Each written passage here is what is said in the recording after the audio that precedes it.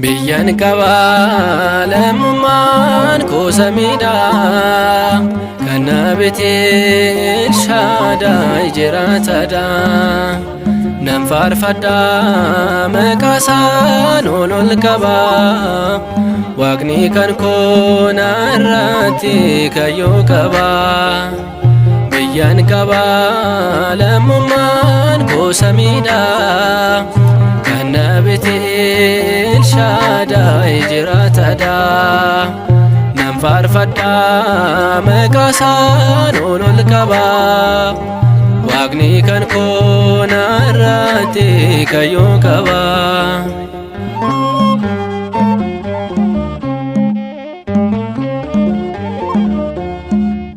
Biyyi lafaa boqonnaaf nagaan qabdu waan hundi ishee kan galgalaarra badu abdiin kiyyaa jireenya isaa samiiti cubbuu kiyyaa balleessa dhiigni isaati Biyyan qaba lamummaan kosamida kana betel Shaddai jiraatadha nan faarfadha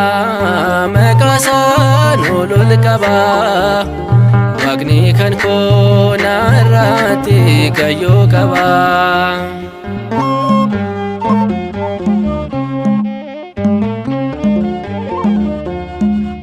Maqaa gaariin qabu maqaa guutuu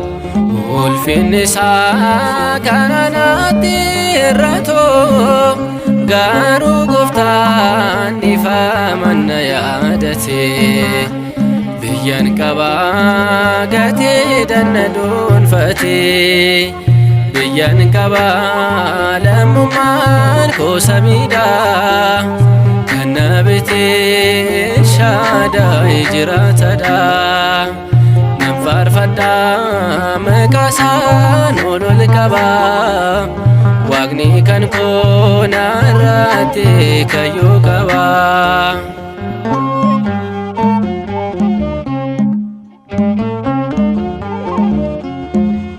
Kana humtee ofii keen fakkeessite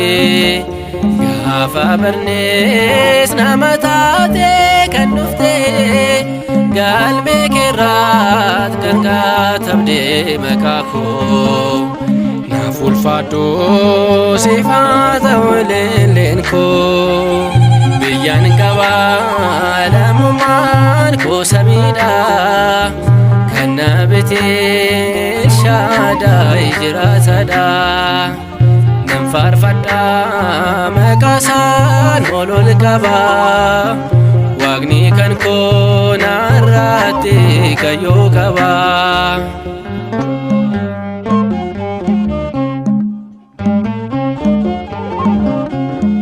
Inumaan jibbee yaada addunyaa irratti hawwii foonii faallaa mootummaa keetii nama taatee si nama na taasise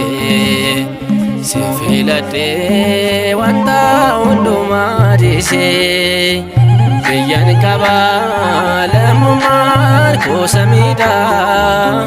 kana betel Shaddai jiraatadha nan faarfadha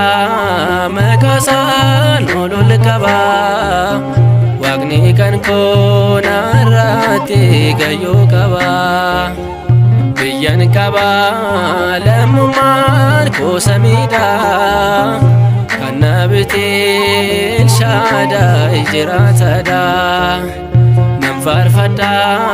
maqaasaa ol qaba Waaqni kan koo narratti kayyoo qaba